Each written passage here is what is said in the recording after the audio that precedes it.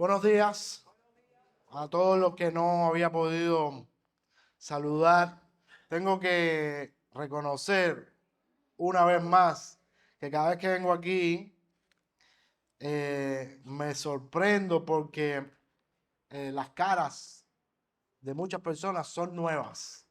Siempre hay personas nuevas y eso de verdad que es una bendición y una alegría para cualquier iglesia, para cualquier ministerio pastoral, aunque hay caras que se mantienen, ¿no?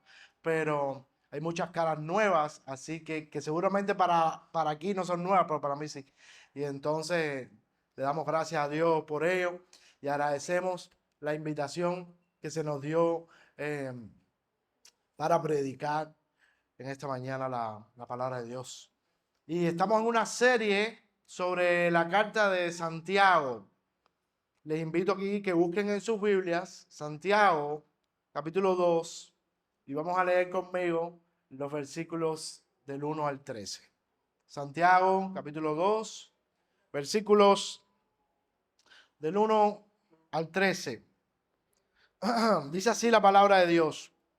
Hermanos míos, ustedes que tienen fe en nuestro glorioso Señor Jesucristo, no deben hacer diferencias entre las personas. Puede darse el caso de que al lugar donde ustedes se reúnen llegue alguien vestido con ropa elegante, con anillos de oro, y llegue también un pobre vestido con una ropa andrajosa.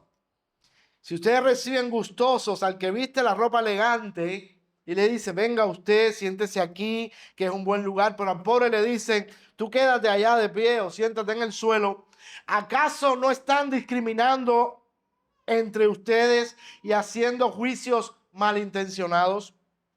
Amados hermanos míos, escuchen esto. ¿Acaso Dios no ha escogido a los pobres de este mundo para que sean ricos en fe y herederos del reino que Él ha prometido a los que le aman? Pero ustedes han despreciado a los pobres. ¿Acaso no son ricos, no son los ricos quienes los explotan a ustedes y quienes los llevan ante los tribunales? ¿Acaso no son ellos los que blasfeman contra el precioso nombre que fue invocado sobre ustedes? Bien harán ustedes en cumplir la ley suprema de la Escritura: amarás a tu prójimo como a ti mismo. Pero si ustedes hacen diferencia entre una persona y otra, cometen un pecado y son culpables ante la ley. Porque cualquiera que cumpla toda la ley, pero que falle en un solo mandato, ya es culpable de haber fallado en todos. Porque el que dijo no cometerás adulterio, también dijo no matarás. Es decir, que si alguien puede no cometer adulterio, pero mata, ya ha violado la ley. Hablen y vivan como quienes van a ser juzgados por la ley que nos da la libertad. Pues a los que no tienen compasión de otros, tampoco se les tendrá compasión cuando sean juzgados, porque la compasión prevalece sobre el juicio. Esto es la palabra del Señor. Quiero comenzar leyendo algo de un extracto de un libro que he comenzado a leer esta semana porque me lo regalaron. Y ustedes saben que yo nunca traigo muchos papeles, pero es que ese libro me tiene tan uh, loco que dije, tengo que compartir esto con la gente de La Habana. Y copié algunas cosas de ese libro que me estoy leyendo y que les recomendaré después. Es un libro que se llama Justicia Generosa y es de un autor que aquí todos nosotros nos gusta mucho, se llama Tim Keller. Dice Tim Keller, y quiero dejar esta idea para poder ir sobre ella a lo largo del sermón, nos puede ayudar. Escucha esto. Dice Tim Keller, debemos tener una fuerte preocupación por los pobres. Pero hay algo más que eso en la idea bíblica de justicia. Preocuparse por los pobres. Esto se ve más claro cuando tomamos en cuenta una segunda palabra hebrea que se puede traducir como ser justo, aunque normalmente se traduce como ser recto. Esta palabra, ser justo, se refiere a una vida de relaciones justas. El experto en Biblia, Alec Moiter, define rectitud como aquellos rectos con Dios y por tanto comprometidos a enderezar el resto de las relaciones de su vida. Así pues, esto significa que la justicia bíblica es inevitablemente social, porque se trata de las relaciones. Cuando la mayoría de las personas modernas, nosotros, ven la palabra rectitud o recto o justicia o justo en la Biblia, tienden a pensar en términos de moralidad privada, tales como la castidad sexual, la diligencia en la oración y el estudio bíblico, o en el hecho de habernos sido imputada a la rectitud y la justicia de Jesús. Pero en la Biblia, estas palabras, justo o recto, se refieren a la vida diaria de una persona en la cual ésta conduce todas sus relaciones, en la familia y en la sociedad, con justicia, generosidad y equidad. ¿Qué te parece eso? Y vamos a seguir, vamos a ir viendo eso a lo largo del sermón, pero quería comenzar con esa idea que a mí me dejó loco cuando leí eso.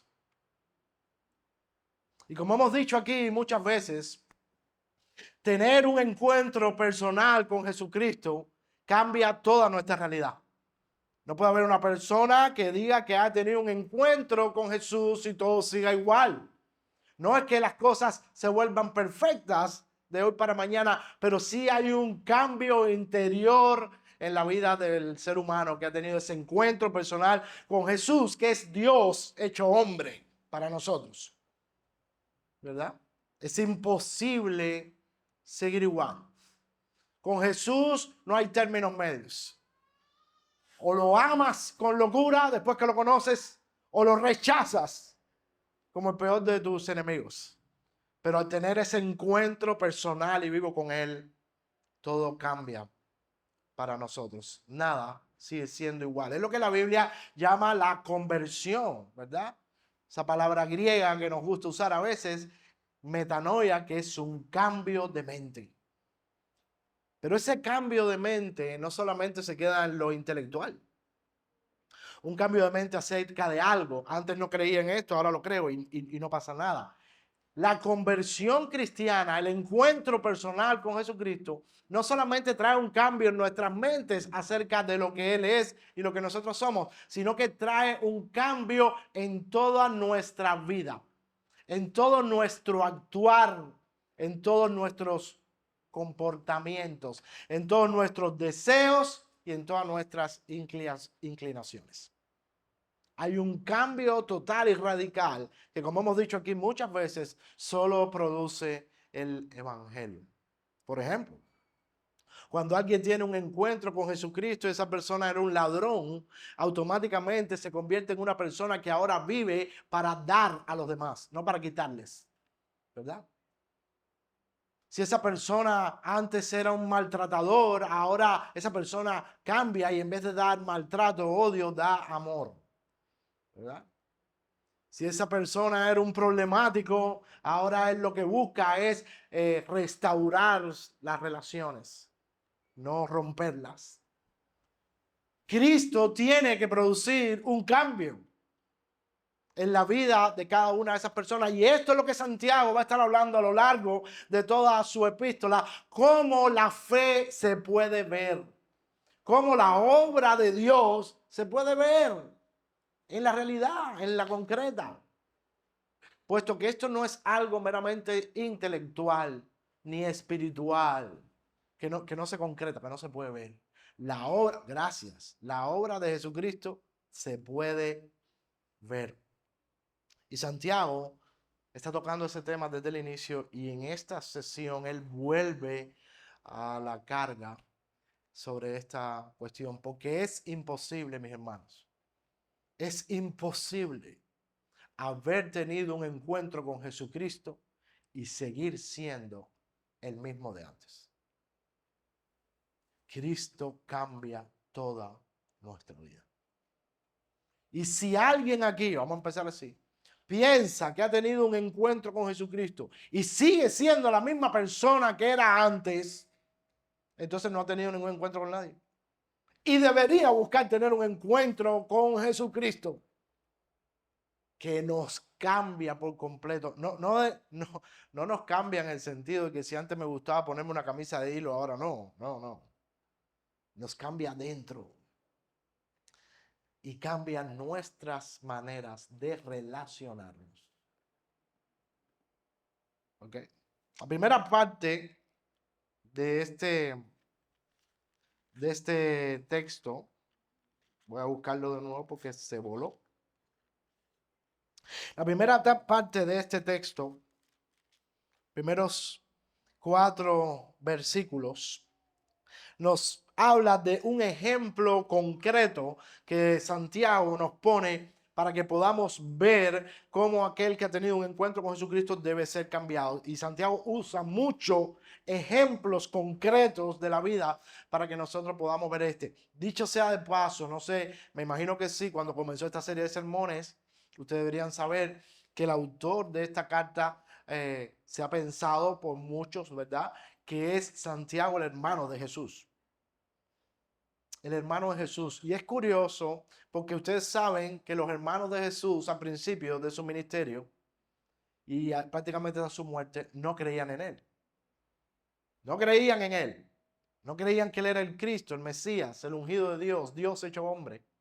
Pero cuando Santiago, tuvo un encuentro con el Jesús resucitado, con el Jesús glorificado, toda su vida cambió. Y este hombre fue un puntal entre los pastores de la iglesia de Jerusalén. Fue un hombre que a partir de ese momento dedicó su vida a la iglesia de Jerusalén y particularmente a servir a los pobres. Todo el relato de hechos que usted puede ver cuando se da el problema de las viudas, que unas viudas estaban siendo atendidas y otras no tanto. Santiago era uno de los líderes de la iglesia. Santiago era uno de los líderes que participó en aquel arreglar lo que estaba desarreglado. Y su vida estuvo marcada por el servicio a los pobres de su comunidad, de su ciudad. Y los primeros 4 versículos nos hablan de este ejemplo. Él dice, hermanos, lo que estábamos hablando al principio, ustedes que tienen fe en nuestro glorioso Señor Jesucristo no deben hacer diferencia entre las personas. Se está refiriendo a personas cristianas que dicen que han tenido un encuentro con Cristo. Pero parece que hay un cierto no entender lo que significa la vida cristiana, lo que significa el evangelio en la vida de una persona. Y él le dice a esos cristianos, y por tanto nos dice a nosotros hoy aquí, que si nosotros tenemos fe en el Señor Jesucristo, tenemos confianza en que Él es nuestro Salvador, no deberíamos hacer diferencias entre las personas. Y esto es algo que si nosotros somos sinceros, mis hermanos y amigos que están aquí, todos hemos hecho. Eso es algo que todos hemos hecho y que todos hacemos. Porque nadie podrá negar que no todo el mundo nos cae igual. ¿Verdad? No todo el mundo nos cae igual. Y con no todo el mundo nos gusta relacionarnos igual. Y por lo general, nosotros nos gusta relacionarnos con personas de nuestra misma condición social. ¿Sí? Dicho sea de paso, aquí donde vivimos hay diferentes clases sociales. Y a nosotros nos gusta relacionarnos con la gente de nuestra misma clase social porque ahí es donde nos sentimos cómodos. ¿Sí o no? ¿Verdad? Y tengo que ser sincero, a mí me costaría mucho trabajo relacionarme con personas que no son de mi clase social. Pero dice Santiago que esto no debe ser así. Que aquel que ha tenido una experiencia con Jesucristo no debe hacer diferencia ninguna con las personas que son diferentes a él. Y esto no es algo que viene así como un regalo y de buenas a primeras a ti te cae bien todo el mundo y tú te puedes relacionar con todo el mundo, ¿verdad? Aunque sean de diferentes clases. No, es algo en lo que nosotros debemos dar un paso. Es algo en lo que nosotros debemos involucrarnos de manera voluntaria, pensando esto, que si Cristo, que estaba en el cielo, en la gloria, como dice la Biblia, en el lugar de honor, al lado de Dios, bajó de Dios a hombre para relacionarse con personas que no eran de su clase social, porque la clase social de Cristo es divina. Y aquí nadie es de esa clase social. Si Jesucristo bajó y se mezcló entre nosotros, y vivió entre nosotros, y comió con nosotros, y nos tocó a nosotros, ¿verdad? Y dio su vida por nosotros. Entonces nosotros no deberíamos hacer diferencias de personas, porque Él no hizo diferencia de personas. Cristo no está en la cuestión de la clase social. A Cristo lo que le interesan son las personas. No importa la clase social que sea. No importa el nivel económico que tengan. No importa el nivel educacional que tengan. No importa si vive en Miramar o si vive en Jesús María. Si vive en Guanabacoa o si vive en Playa. A Cristo lo que le importa son las personas. No importa si viven en Madrid o si viven en Camagüey. ¿Verdad? No importa si viven en Nueva York o si viven en Holguín. Son las personas lo que a Él le interesa. Y nosotros deberíamos estar en la misma línea si es que le hemos conocido. Nada en nuestra vida debería ser igual. Y ahí Él pone el ejemplo de un hombre que entra a la iglesia, ¿verdad? Con un anillo de oro y bien vestido, una clase social alta. Y nosotros le decimos, ven, siéntate aquí adelante. Siéntate conmigo, con los pastores ahí, ¿viste?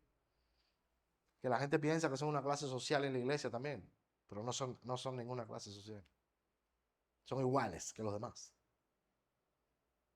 Y Él dice, esto no debe ser así, dejamos al pobre detrás y nos sentamos los que nos sentimos bien junticos. Esto debe ser desbaratado. Esto debe ser roto, esto debe ser terminado, porque si lo hacemos, estamos discriminando entre nosotros y haciendo juicios, dice esa versión, malintencionados. Este es bueno, este es aceptable, este no es aceptable, este me cuadra, este no me cuadra, para aquí, para allá. Y eso es algo, mis hermanos, con lo que nosotros lidiamos todos los domingos. Todos los domingos, que es que cuando nos reunimos, junticos. Durante la semana nos juntamos nada más con la gente que nosotros preferimos, con los que nos caen bien, con los que tienen una buena condición social, ¿verdad? Y eso es discriminación en la iglesia y no puede existir, dice Santiago. Nosotros, de manera contraria, deberíamos preocuparnos por los que son vulnerables o por los que son pobres. ¿Y por qué? Pues dice la Biblia que Dios se preocupa por ellos. Dice la Biblia que Dios se preocupa por los pobres. Y voy a leer algunos pasajes para demostrarlo. Primero del Antiguo Testamento y luego del Nuevo Testamento para ponernos en contexto. El Salmo 146, por ejemplo, versículo del 7 al 9, dice: el Señor hace justicia a los oprimidos. Da de comer a los hambrientos y pone en libertad a los cautivos. El Señor da vista a los ciegos. El Señor sostiene a los cansados. El Señor ama a los justos.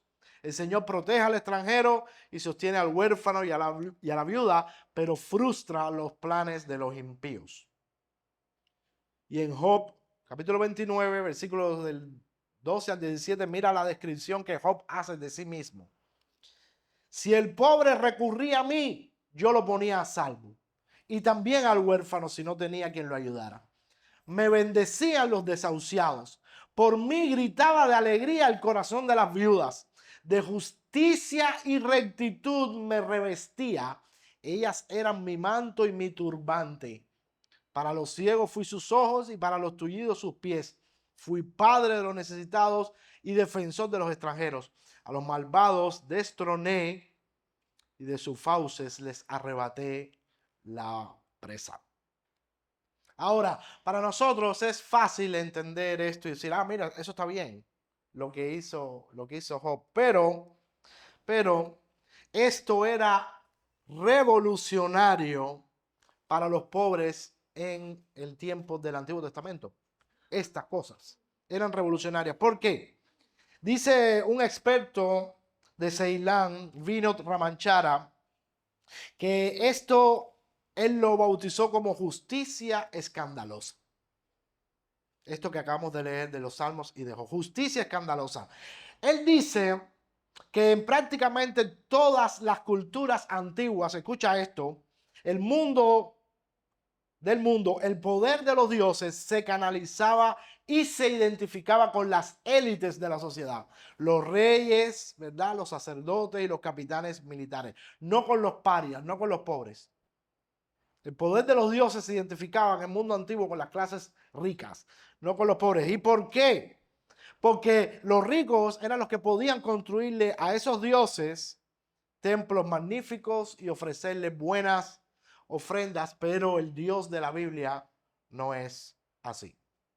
El Dios de la Biblia no pide que todo el mundo le traiga sacrificios en el Antiguo Testamento, por ejemplo, del mismo valor o clase, porque eso haría que a los ricos les resultara más fácil complacer a los dioses. Así que en vez de eso, Dios en el Antiguo Testamento vemos que Él manda que cada uno lleve lo que pueda traer. Y el que no tenía nada podía llevar una tacita de harina. Y con eso era perdonado. Porque la base del perdón era la gracia, no lo que tú podías llevar. A Israel se le encargó crear una cultura de justicia social para los pobres, porque ese era el modelo en que esa nación, en aquel tiempo, podía revelar la gloria y el carácter de Dios al mundo. ¿De qué manera la gente puede ver, cuando nosotros hablamos de la gloria de Dios, que la gente cantamos que vean tu gloria? ¿Qué cosa es eso? Porque a veces nos parece que, a mí me da la impresión, que a veces lo estamos tomando como si fuera una cosa etérea, ¿verdad? Que vean tu gloria. Una cosa espiritual que nadie sabe lo que es. Pero la gloria de Dios, cuando hablamos de que la gente vea la gloria de Dios, es que la gente pueda ver de una manera tangible cómo es Dios, cómo es su reino a través de las obras que nosotros hacemos. Para que puedan ver cómo es ese Dios que nosotros estamos hablando y cómo es ese reino de Dios del que nosotros estamos hablando. Se trata de mostrar con obras de justicia al mundo cómo es nuestro Dios, a diferencia de estos otros dioses. ¿Ok? En el Nuevo Testamento también tenemos un ejemplo de esto. En el libro, en el Evangelio de Lucas, capítulo 14, versos del 12 al 14, un pasaje que todos conocemos. Jesús le dijo a un fariseo que lo había invitado a su casa: cuando ofrezcas una comida o una cena, no invites solo a tus amigos, tus hermanos, tus familiares o a tus vecinos ricos. En otra ocasión ellos te devolverán la invitación y esa será tu recompensa. En lugar de eso, cuando hagas una fiesta, invita a los pobres, a los lisiados, a los cojos y a los ciegos. Serás afortunado de que ellos no tengan cómo pagarte, porque recibirás tu recompensa en la resurrección de los justos. De nuevo aquí la palabra justo, justicia, rectitud. Los justos son los que hacen esto. No necesariamente los que oran 10 horas, leen la Biblia 20 veces al día, no miran ni para un lado ni para el otro, no van al teatro, no van al cine, no van al concierto. Justo es el que, como Job, cuidó del pobre, del necesitado, de la viuda, del huérfano, del extranjero. Y el que, como dice el Señor Jesucristo, invita a su cena a todos aquellos que no pueden devolverle el favor. Y hace de eso su modelo de vida. No es un día, una cenita. Hoy es el día, como los musulmanes. Ustedes saben que ellos celebran una fiesta que se llama Ramadán, que es un mes entero en el cual durante el día de que el sol sale hasta que el sol se pone, no comen nada ni toman agua. Para sentir alguna vez en el año lo que los pobres sienten. Y pasan hambre. Entonces ellos comen mucho, mucho antes que amanezca. Y cuando oscurece comen mucho, mucho, mucho, mucho. Y durante el día para sentir el dolor. Y entonces una vez al año ya cumplí con lo que es. No, no, no. Lo que Cristo está diciendo aquí y lo que el Antiguo Testamento está enseñando es que debe ser el estilo de vida del creyente, un estilo de vida de justicia, donde busca la justicia, donde busca servir y atender a aquellos que jamás le podrán devolver el favor, al menos no del mismo modo. En el siglo XIX, en la Inglaterra post-victoriana, el célebre pastor que muchos aquí conocen, Charles Spurgeon, comenzó en su iglesia una escuela para hombres que no podían ir a la escuela porque no tenían dinero. Y de ese modo siempre tendrían empleos muy precarios, muy bajitos. Y Spurgeon comenzó esta escuela, ¿sabes para qué? Para empoderar a esos hombres pobres a que pudieran tener un nivel académico superior. Ellos pudieran salir de esa pobreza a la que estaban condenados de trabajar dando pico y pala y pudieran subir de nivel social con sus familias. Y a eso este hombre dedicó toda su vida. Del mismo modo, lo que se nos está hablando aquí no es que hagamos una acción aquí o una acción allá. No es que un día hagamos un esfuerzo tremendo así y le digamos a aquel hermano que yo no quiero ni tocar porque me cae, porque no me gusta. Y le diga, ¿cómo estás? O que llegue a su casa un día, voy a tomar café, voy a tomar café. Estoy hablando de mí. Voy a tomar café, voy a tomar café. Sí, hermano, dame el café y te asco, mucho asco y te tomas. No. Lo que se nos está hablando es que hagamos de esto nuestro estilo de vida. De relacionarnos con aquellos que no son de nuestra misma clase. No es una acción, y te digo porque ese ha sido nuestro modus operandi. No es una acción al mes. Es vivir para ellos. Es vivir con ellos. Es hacerse cargo de lo que el mundo desecha.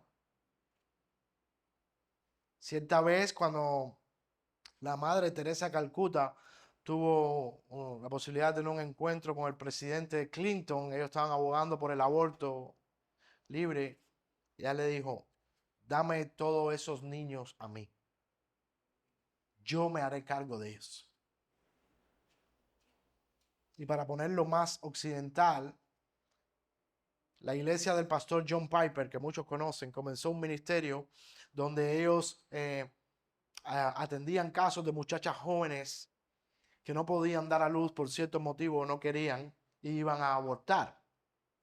Bajos recursos, bajo nivel social, bajo nivel económico, no queda otro remedio que liquidar al muchacho. Y ¿sabes lo que hace la iglesia John Piper? En vez de pararse aquí y decir que el aborto es un pecado maldito y que Dios maldiga a los que abortan, ellos iban a esas clínicas y le decían a las muchachas, mira, vamos a hacer una cosa, no aborte, nosotros nos vamos a hacer cargo de ti, te vamos a coger en una familia a nuestra iglesia, hasta que tú dejes a luz a ese muchacho. Te vamos a dar todo lo que necesitas. Y después, nosotros te vamos a ayudar a criar a ese muchacho. Y te vamos a ayudar a ti para que tú puedas hacerte cargo de ese muchacho. Y cuando eso pase, tú puedes coger a tu hijo y llevártelo contigo. Oh, pero es que si hago eso me rompe mi vida. Pero es que si hago eso me rompe mi historia, ¿no? ¿Cómo yo voy a meter a cacañar de indígena esta aquí en mi casa? Que me va a desbaratar todo. A lo mejor le puedo dar un poco de avena o algo para que se fortalezca. Pero no quiero que me rompan. Yo lo que no quiero que me rompan mi estabilidad. Yo lo que no quiero que me rompan mi mundo. Yo lo que no quiero que me rompan mi circuito. Déjenme tranquilito. Yo te tiro una ayudita y eso de vez en cuando, te doy una ofrendita. Pero no. se nos llama a dar un paso más allá. Porque Cristo no vino para darnos una ayudita. Cristo vino para darse a sí mismo completo, sin esconderse nada. Sin esconderse nada. Sin sacar ventaja, sin sacar provecho. Se dio todo completo a sí mismo por aquellos que lo rechazaron. Del mismo modo, se nos llama a hacer esto. Mira lo que dice Tim Keller acerca del tiempo de Jesús. Dice, en la época de Jesús, la sociedad actuaba en gran medida mediante un sistema de patrocinio. Esa palabra a todo el mundo le tiene que sonar ahora, ¿no? El patrocinio. Todo el mundo quiere un patrocinador. O para ir para allá o para que me la tiren aquí buena y poder vivir un poco mejor, pero que alguien me patrocine, ¿no? Mira cómo se ríen. ¿Tú no quieres un patrocinador, mulata? Yo también. Es lícito. En la época de Jesús, todo el mundo vivía bajo este sistema y la gente actuaba así. La gente con medios creaba redes de influencia, abriendo puertas y otorgando recursos a personas que a cambio podían proporcionarle oportunidades empresariales y favores políticos. Y vigilaban los intereses de tus patrocinadores. En esta clase de cultura, los banquetes eran necesarios. Eran caros, pero los amortizaban porque era la manera en la que se hacía negocio. Las cenas eran los modos de mantener y recompensar las relaciones de patrocinio ya existentes y también eran oportunidades para crear otras relaciones de patrocinio nuevas. El consejo que Jesús le da aquí a este fariseo habría parecido un suicidio social y económico. Él ordenó a sus discípulos que compartieran sus hogares y construyeran relaciones no con personas de su propia clase social o más elevada de las que pudieran obtener beneficios, sino con gente pobre y sin influencia que nunca podrían devolverle el dinero o los favores. Es la contracultura que es el cristianismo. Es una cultura que va en contra de la cultura racional de nosotros, ¿verdad? En vez de hacer una cena, gastar dinero para invitar a gente que después te va a invitar a otra cena y tú amortizas, o con la gente que puedes hacer un negocio y después vas a recibir el dinero que invertiste, no. Gástate tu dinero haciendo una cena para gente que no puede devolverte nunca jamás el favor. Y dice Cristo que de esta manera vas a recibir tu recompensa en el día de la resurrección de los justos. Porque los justos, como hemos leído antes en la Biblia, son las personas que buscan deliberadamente formas o maneras de hacer justicia a aquellos que no tienen justicia. Los versículos del 5 hasta el 11 dicen lo siguiente. No se preocupen que ya estamos acabando. Amados hermanos míos, escuchen esto. Y esta parte está dura. ¿Acaso no ha escogido Dios a los pobres de este mundo para que sean ricos en fe y herederos del reino que era prometido a los que le aman? Pero ustedes han despreciado a los pobres. ¿Acaso no son los ricos quienes los explotan a ustedes y quienes los llevan ante los tribunales? ¿Acaso no son ellos los que blasfeman contra el precioso nombre que fue invocado sobre vosotros? Y esto nos lleva a una pregunta bien interesante que yo creo que nunca habíamos hablado así de ella, porque cuando nosotros nos buscamos nuestra estrategia, cuando nosotros hablamos de pobres siempre en la Biblia, no los pobres, decimos sermón del monte, no, los pobres en espíritu, los que son de espíritu pobre, ¿no? Que dicen, Señor, yo no puedo, Señor, yo sé que no puedo, ¿no? No, pero aquí se está hablando de los pobres de verdad, porque el contexto son los pobres, no de espíritu, los pobres de verdad. Y esto nos lleva a una pregunta que es chocante, y la pregunta es esta: ¿Dios está del lado de los pobres? ¿Está Dios del lado de los pobres porque son pobres? Bueno, este énfasis que nosotros vemos aquí en Santiago ha llevado a algunos, como al teólogo Gustavo Gutiérrez, a hablar de escucha esto, de la opción preferente por los pobres de Dios. La opción preferente por los pobres. Y a primera vista esto parecería una contradicción, dice él, a la ley de Moisés, que advierte contra dar preferencia a unos o a otros, ricos o pobres. No, nadie es preferente. Sin embargo, la Biblia dice que Dios es el defensor de los pobres, pero no dice que Dios es el defensor de los ricos. Y cuando yo estaba leyendo esto, yo decía,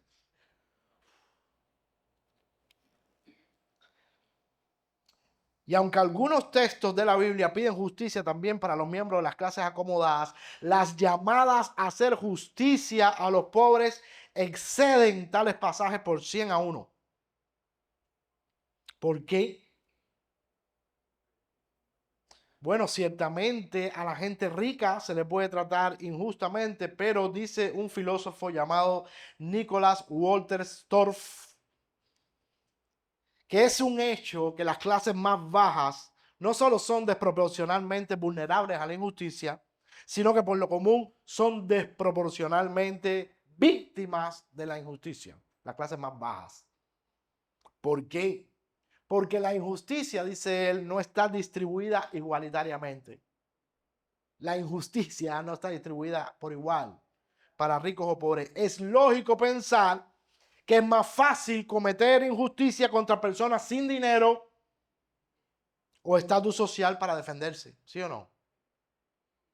Es más fácil. En definitiva, puesto que gran parte de las personas oprimidas, dice este autor, por un poder abusivo, son aquellas que tienen poco para poder comenzar, Dios les otorga una atención particular y Dios tiene un lugar especial en su corazón para los pobres. Porque ellos no tienen nada. Y Él es el Padre de los pobres. Así que si hay alguien aquí que es pobre, quiero hacerle un paréntesis. Mi hermano, mi hermana, mi amigo, si tú eres pobre, Dios es tu Padre. Dios es el Padre de los pobres de Jesús María. Dios es el Padre de los pobres en La Habana. Dios es el Padre de los pobres en Cuba. Y Dios es el Padre de los pobres de todo el mundo. Porque en todo el mundo hay pobres. No te pienses que eso es un fenómeno solo de nosotros, de Haití y África. Aquí hay gente que ha estado afuera, incluso hay gente que vive fuera. Hay pobres en todas partes del mundo. Y Dios se declara el Padre de ellos. Qué bueno. Tanto es así que hoy leímos, aunque mi padre y mi madre me dejaran, pobreza total. Con todo, el Señor me recogerá. El Señor es mi Padre. Si soy pobre, hay una bendición especial entonces ser pobre. Dios es tu Padre y Él está comprometido con ayudar y con servir a esos pobres e incluso con ayudarlos a salir de esa condición. Proverbios 31:8 dice: levanta la voz por los que no tienen voz. Defiende los derechos de los oprimidos. Dios. Así que si el carácter de Dios incluye un celo por la injusticia que le lleva a tener el amor más tierno y la implicación más estrecha con los socialmente débiles, ¿cómo debería ser el pueblo de Dios? Si Dios es así con los pobres, que dice que está comprometido con ellos hasta el fin. ¿Cómo debería ser el pueblo de Dios? Deberíamos ser personas preocupadas del mismo modo que Dios se preocupa. Y deberíamos estar apasionados por los débiles y por los vulnerables. Esa debería ser nuestra pasión. Eso es lo que Dios quería que Israel fuera para su mundo en ese tiempo. su reflejo de cómo que él quería que fueran las cosas, quería que ellos lo hicieran, para que la gente viera, y no solamente viera y dijera, ah, qué bueno es ese Dios, sino para que los pobres fueran cuidados, y para que la injusticia mermara y la justicia brillara. Por eso es que cuando en nuestra comunidad alguien dice, wow, mira esta persona cómo está, nadie se preocupa por él, yo le digo a mi gente, nosotros somos los que tenemos que preocuparnos por él o por ella. Es la iglesia de Jesucristo la que está puesta, ¿sabes para qué? Para que no hayan pobres ni necesitados. Como en el libro de los Hechos, eso pasó. Ninguno decía tener necesidad de nada. Eso es dejar de ser pobre, no es ser rico. Es que las necesidades básicas de las personas estén cubiertas y estén resueltas. Y que las personas sean empoderadas para que puedan levantarse y subir. Y ser de bendición al mismo tiempo también para otros. Y esa es la cadena que no termina nunca. De manera que el cristianismo, mi hermano, no se trata solamente de venir aquí una vez a la semana, sentarse, escuchar la Biblia, cantar los himnos que te gustan o las canciones que te gustan y a otra cosa, mariposa. El cristianismo tiene su raíz en el hecho de que Dios se hizo hombre y vino a este mundo para reconciliar al mundo con Él, para volver a llevar las cosas a donde tenían que ser llevadas, para que la justicia corriera como un arroyo impetuoso. Y esa es la raíz del cristianismo. Y eso se muestra en un pueblo sirviendo al pueblo. En un pueblo ocupándose de los más desfavorecidos. Y te digo algo más, nadie se va a encargar de los pobres en La Habana. Nadie se va a encargar. Es la iglesia de Cristo la que está llamada a encargarse de los pobres. Para eso existe esta iglesia aquí. Para que cada uno, no solo el pastor principal, no. Para que cada uno de ustedes sea un elemento transmisor de la justicia de Dios hacia cada una de las personas desfavorecidas de esta comunidad, para que toda esta comunidad pueda ver la gloria de Dios, para que Dios se convierta en el Rey de Jesús María, de manera visible, porque ya lo es. De manera más visible aún, para que todos cuando miren este lugar puedan decir verdaderamente Dios está en medio de ellos. Dios quiere que tú y yo salgamos no solo de nuestra zona de confort, sino de estar tan preocupados por nosotros mismos. ¿Sabes que nosotros perdemos mucho tiempo en eso? Estando preocupados por nosotros mismos y no servimos a los demás en la medida que debiéramos. Y no nos involucramos con ellos en la medida que nos debiéramos, porque estamos tan preocupados por nosotros mismos. Número uno, ¿qué será de mí el día de mañana? Número dos, ¿qué pensarán los demás de mí?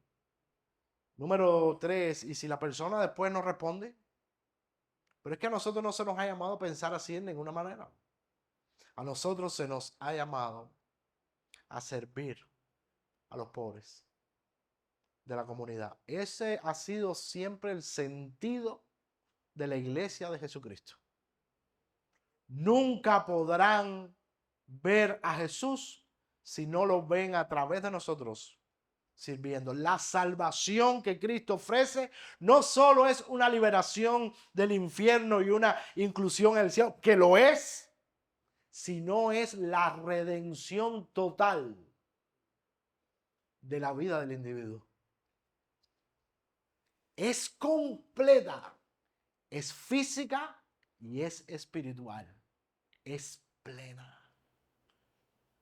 Por eso lo que el cristianismo ofrece no tiene comparación.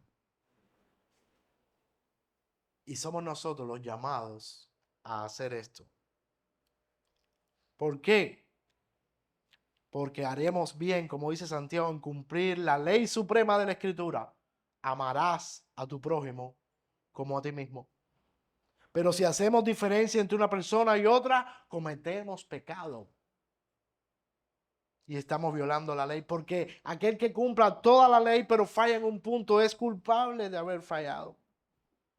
Así que debemos vivir, versículo 12, como quienes vamos a ser juzgados por la ley de la libertad.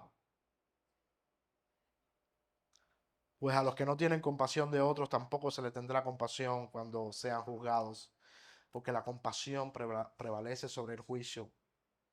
Y hay mucha gente, cristianos, muy espirituales, que están preocupados mucho por el tema del juicio, ¿no? Cuando hay el juicio tengo que darle cuentas a Dios y qué va a pasar. ¿Y sabes cuál va a ser la medida? ¿Cuánto amaste? ¿Cuánto amaste? Cuando el Señor Jesús, eso lo he dicho otra vez aquí, se le apareció a Pedro, aquel que lo había negado, cuando había dicho que nunca lo iba a negar, aquel que lo había traicionado de la manera más escandalosa posible, cuando él se le apareció a Pedro, tú sabes lo que le dijo a Pedro.